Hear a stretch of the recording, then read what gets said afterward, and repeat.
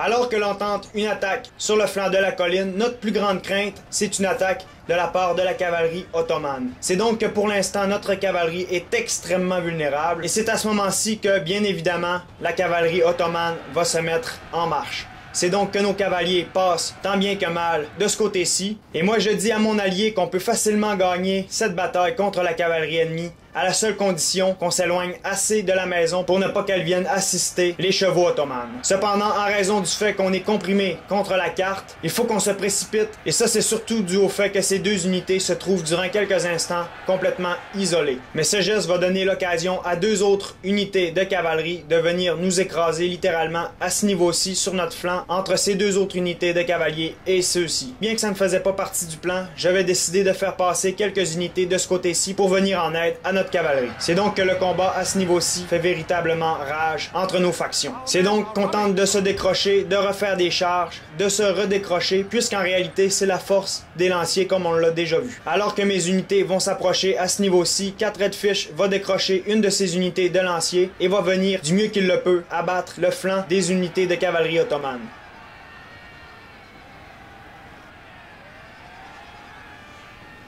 Alors que nos unités ont énormément de difficultés à repousser la cavalerie ennemie, mes deux unités d'infanterie de ligne viennent enfin les aider et tirent leur première salve. À ce stade-ci, il ne me reste plus que deux cavaleries à ce niveau-ci et la cavalerie de 4 Redfish est complètement annihilée. C'est donc que mon avant-dernière unité de lancier vient de se faire abattre alors que je charge à nouveau avec ma dernière. Je me fais flanquer par des unités d'infanterie de ligne et d'infanterie légère, je vais donc me reculer. Pendant ce temps-là, 4 Redfish tentent de contenir les Anglais et les Ottomans coalisés et moi derrière, j'ai apporté du renfort pour nous supporter à ce niveau. C'est donc que la cavalerie ottomane va bientôt être annihilée. En effet, son moral est en train de succomber. Et c'est donc que je vais faire ma dernière charge, ce qui va être fatal pour cette unité. Cependant, cette charge va être très peu solide en raison du fait que mon unité de cavalier est très épuisée. C'est alors que l'affrontement se poursuit entre mes unités d'infanterie de ligne qui ont réussi à traverser. Je vais ainsi tenter de leur venir en aide du mieux que je le peux avec ma cavalerie qui va venir frapper le flanc de l'unité de Nizam Issedit. D'autre part, avec mes unités de renfort qui sont venues de mon front défensif à ce niveau-ci, je vais tenter de les envoyer eux aussi en renfort au niveau de notre flanc droit. Je vais donc tenter de m'acharner le plus possible à ce niveau-ci puisque je comprends que cet endroit-ci est devenu mon front alors qu'à ce niveau-ci, c'est l'affaire de 4 Redfish.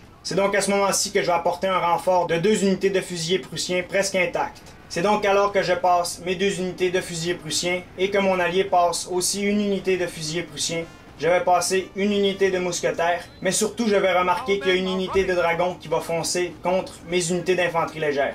Je vais alors me reculer derrière mes lignes et à ce niveau-ci, je vais me voir contraint de former un carré juste à côté de la maison. Mais dès lors, il va tenter de foncer contre mes unités d'infanterie légère juste avant d'entrer en déroute. Avec ce dernier renfort, enfin, je crée une supériorité numérique, la première depuis qu'on a traversé, si on exclut les premières secondes de la traversée de notre cavalerie. Je suis confiant, je vais être capable de repousser rapidement cette unité d'infanterie de ligne qui vient d'entrer en mêlée. Et de ce côté-ci, juste derrière la maison, je vois que je me fais attaquer par une unité de Bashi Bazouk qui se dirige vers mes fusiliers. Je vais donc tenter de me reculer et je vais demander à mon allié qu'il lance son général contre ceux-ci, ce qu'il va faire à l'instant.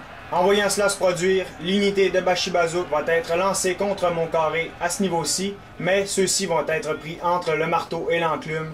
Le marteau étant le général de mon allié. De ce côté-ci, l'autre unité d'infanterie va être accrochée par une unité de mousquetaires qui, elle, va être supportée par 2 unités de fusiliers prussiens. À ce moment-ci, à propos de l'Ottoman, la presque totalité de son armée est entrée en déroute ou est décédée, outre les unités qui se trouvent dans la maison. Et le nombre de ces unités n'est pas négligeable. Les 2 unités de Bashi Bazouk sont entrées en déroute et je vais tenter de me reformer à ce niveau-ci. Alors que sur mon flanc gauche, il ne me reste que le strict minimum pour contenir les ennemis en cas d'attaque, qu'à ce niveau-ci, sur notre centre, les unités de 4 Redfish sont devenues des lambeaux et que sur notre flanc droit, je n'ai rien d'assez solide pour entamer la conquête de la maison. Moi et mon allié, on est en train de se dire que notre attaque a été un échec et que très rapidement, il va falloir songer au repli. En effet, à ce niveau-ci, je suis totalement isolé et nos armées sont à 2 doigts d'être scindées en 2. Il va donc falloir agir de la manière la plus rapide possible. À ce moment-ci, l'unité de Bashi Bazouk va entrer en mêlée contre la seule unité de 4 Redfish qui survit toujours. Lui va se reculer et moi je vais tenter d'abattre l'unité de Bashi Bazouk à ce niveau-ci. L'unité de 4 redfish va entrer en déroute et l'unité de Bashibazouk va se replier. Cependant, je vais arrêter mes deux unités et je vais l'attaquer dans ce repli. Si on regarde la barre ici des forces en présence, on voit vraiment que notre attaque a été sauvagement repoussée. Alors, au niveau de notre centre, 4 redfish va faire une attaque avec son général contre deux unités isolées et cette action va avoir pour effet d'attirer son général qui va tenter à son tour une charge, mais cette fois ça va être contre une unité de fusiliers prussiens juste derrière. Je vais alors demander à 4 redfish que l'on fasse une attaque commune avec nos deux généraux pour venir en aide à mon unité de fusiliers prussiens dont la présence est capitale sur le champ de bataille. Comme vous pouvez le constater, 4 redfish est le premier à entrer en contact contre cette unité et mon général, qui va être d'une grande qualité puisque c'est Blücher, va venir accrocher Ibrahim Basha. C'est donc qu'il va y avoir un combat de général à ce niveau-ci et Basha va tenter de se sauver. Moi, à ce stade-ci, dans le chaos, j'ai tenté de prendre la maison puisqu'il n'y avait plus que 35 unités de Nizam Issedit. J'allais donc attaquer avec une unité de plus de 100 mousquetaires. Alors j'ai réussi à prendre la maison, cependant immédiatement après, les Foot tentent de la reprendre. Derrière, un peu plus loin, Blücher tente toujours de rattraper Basha et fort rapidement, il va réussir à accrocher son arrière-garde et ce dernier, dans un dernier mouvement de résistance, va trépasser. De ce côté-ci, il y a un combat qui se déroule dans la maison ainsi qu'à l'extérieur de la maison. Le combat s'avère donc extrêmement intense à ce niveau-ci. Chacun désire posséder cet endroit très stratégique du champ de bataille. J'ai donc demandé à Blücher de venir redonner du moral à mes troupes au niveau de la maison. Cependant, ces derniers sont dans une position extrêmement critique. Derrière, juste ici, Blücher va isoler une unité de Lightfoot et va venir les abattre très rapidement dans leur isolement. Tout cela se produit alors que les unités d'anglais arrivent pour venir en renfort dans la maison. Et au même moment, mes unités entrent en déroute et la maison retourne sous le contrôle des Alliés. De ce côté-ci, je demande à Blücher qu'il vienne charger les unités qui sont en train d'entrer dans la maison, ce qui va faire un petit carnage momentané. On sent vraiment tout l'esprit de témérité dans mon armée, c'est donc que Blücher se bat contre plus de 500 hommes. Et dès lors, Blücher va tenter de se décrocher, mais dans son mouvement de repli, ses unités vont complètement s'affaisser. Et c'est donc à ce moment-ci que communément, moi et mon allié, on va décider de faire une résistance épique, puisque tôt ou tard, ce n'est pas un secret, la contre-attaque de nos opposants, dorénavant surtout anglais, va bientôt s'abattre sur nous. C'est donc que fièrement, nous allons tenter de résister à cette contre-attaque qui ne tarde à venir. À ce moment-ci, l'armée va être presque exclusivement formée de mes unités. Cependant, 4 redfish va posséder 2 unités cruciales pour notre résistance et parmi ces unités, on va retrouver l'unité de 8e Life Régiment ainsi que son unité de général. Donc, outre le corps principal que voici, on va retrouver une unité de fusiliers prussiens derrière les lignes ennemies qui va véritablement venir, par leur présence, pomper l'énergie des Anglais. Alors que le deuxième stade du combat, soit l'attaque, vient tout juste de se terminer, alors qu'il avait commencé lors de notre charge de cavalerie sur le côté de la maison, la troisième phase du combat peut dès lors s'enclencher. Et c'est la contre-attaque ennemie, ainsi que notre résistance épique pour absolument ne rien lui laisser. Derrière juste ici, je vais donc tenter de harceler mon opposant. Ça va donc être, durant un bon moment, un combat de fusiliers prussiens contre les Lightfoot anglais.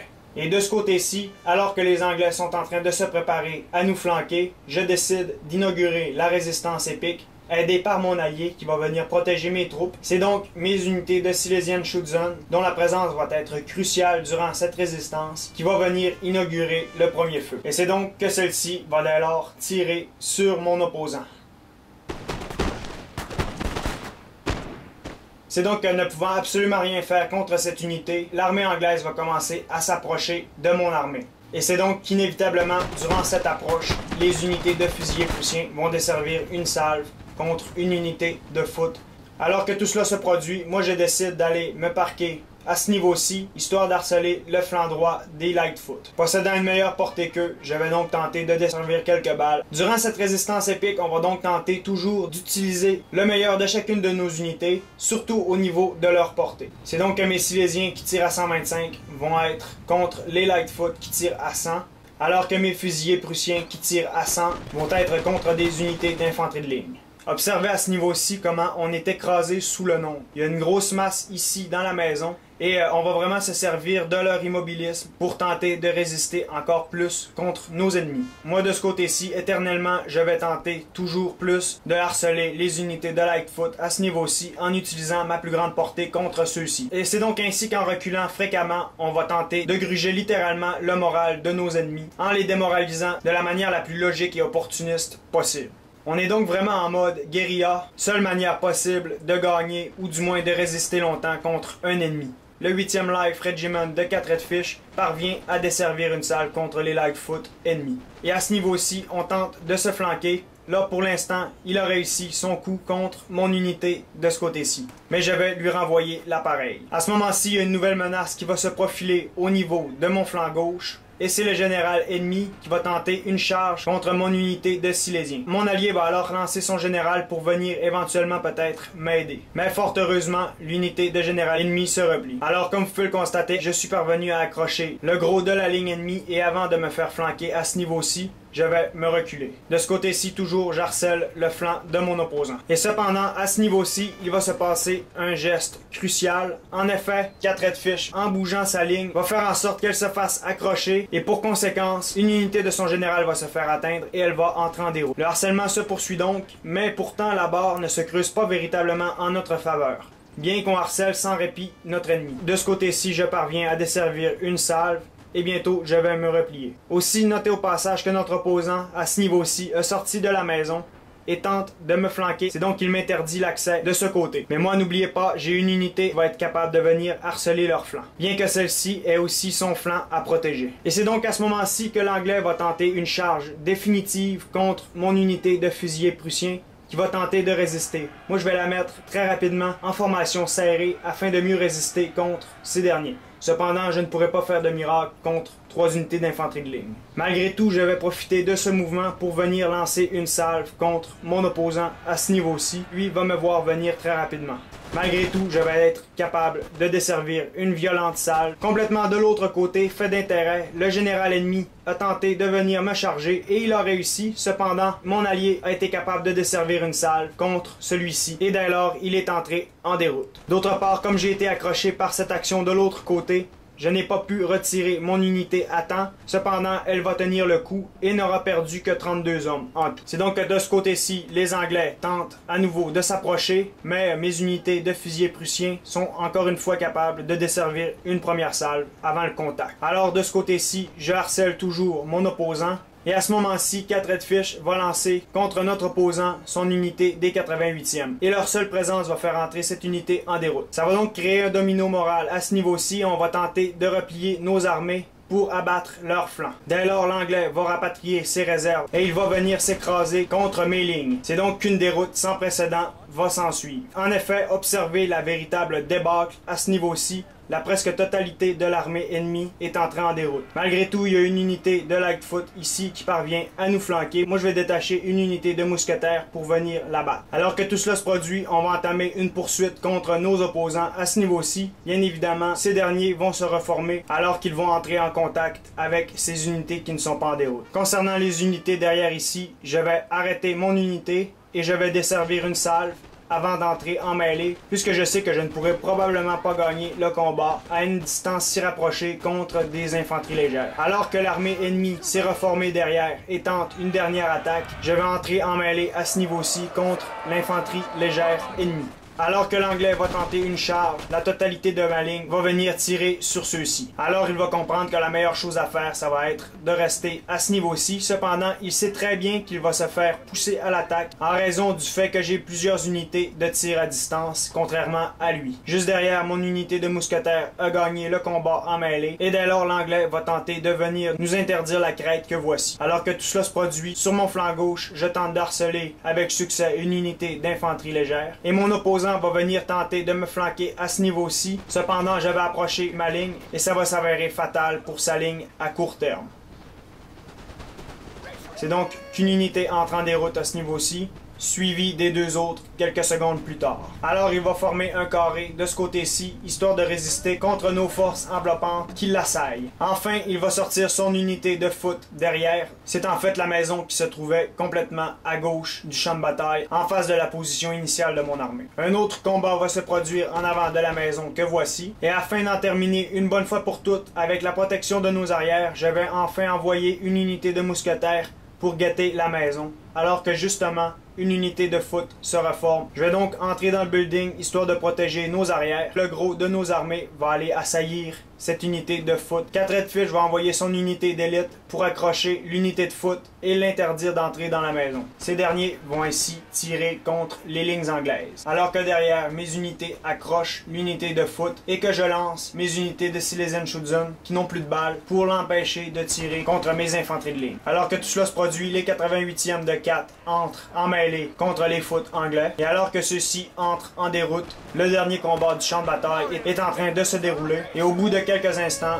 cette unité va entrer en déroute. Et c'est ainsi que nous avons su résister à la contre-attaque de nos opposants. J'ai donc déployé 2004 unités, 4 Redfish en a déployé 2144, Evangelos en a déployé 2344 et Eugene Debs 2272. J'ai abattu 1818 ennemis, 4 Redfish 1516, Evangelos 1026 et Eugene Debs 1881. C'est donc que lors du combat d'aujourd'hui, nos opposants avaient indubitablement plus de chances que nous, puisque d'un côté, non seulement la qualité et la quantité de leurs troupes étaient relativement similaires à la nôtre, mais de l'autre, ils possédaient une position extrêmement difficile à prendre. En effet, face à nos armées, le front était relativement facile à défendre, puisqu'outre les 2 crêtes qui protégeaient les flancs de nos ennemis, il y avait 3 maisons dans lesquelles se réfugier. C'est donc que notre premier plan, ça a été de refouler la force de l'Ottoman en faisant un mouvement de flanc. Dès lors, ça a créé un effet domino, puisque les unités ottomanes ont partiellement entré en déroute ou se sont tout simplement repliées.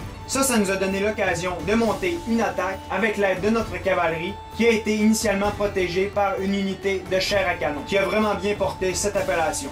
Durant ce mouvement de cavalerie où on était extrêmement vulnérable, la chose que l'on craignait le plus s'est produite. Et cette chose, c'était une attaque de cavalerie avant que l'on puisse se réorganiser derrière les lignes ennemies. C'est donc que durant cette attaque, notre cavalerie a tenté de résister du mieux qu'elle l'a pu, mais il a vraiment fallu que je traverse des unités d'infanterie de ligne afin de venir en aide à notre cavalerie. Au bout de quelques instants, après 2 autres vagues de renforts, j'ai donc réussi à stabiliser ce front à ce niveau, alors que 4 Redfish tentait de résister au niveau de la jonction des 2 armées ennemies. Alors qu'il était devenu irréfutable que notre attaque avait échoué, on a donc décidé d'un accord commun de se replier. Et alors a commencé la 3e phase du combat, c'est-à-dire la contre-attaque ennemie et notre résistance contre ces derniers qui étaient dorénavant en surnombre écrasant. À ce moment-ci, petit à petit, on a tenté de gruger les lignes ennemies et grandement aidé par mes unités de Silesian Schutzen qui tiraient à 125, j'ai réussi à déstabiliser le flanc ennemi et peu à peu, unité après unité de nos ennemis se sont affaiblies et au bout de quelques instants, alors que la première unité d'infanterie légère est entrée en déroute, un effet domino s'est produit et quelques secondes plus tard, la presque totalité de l'armée ennemie était en déroute. À partir de cet instant, ça a été une question de temps afin de réduire les dernières poches de résistance. Et dès lors, de la manière la plus agressive, nous avons réussi, à force de travail d'équipe, à abattre la totalité de nos opposants. Et voilà,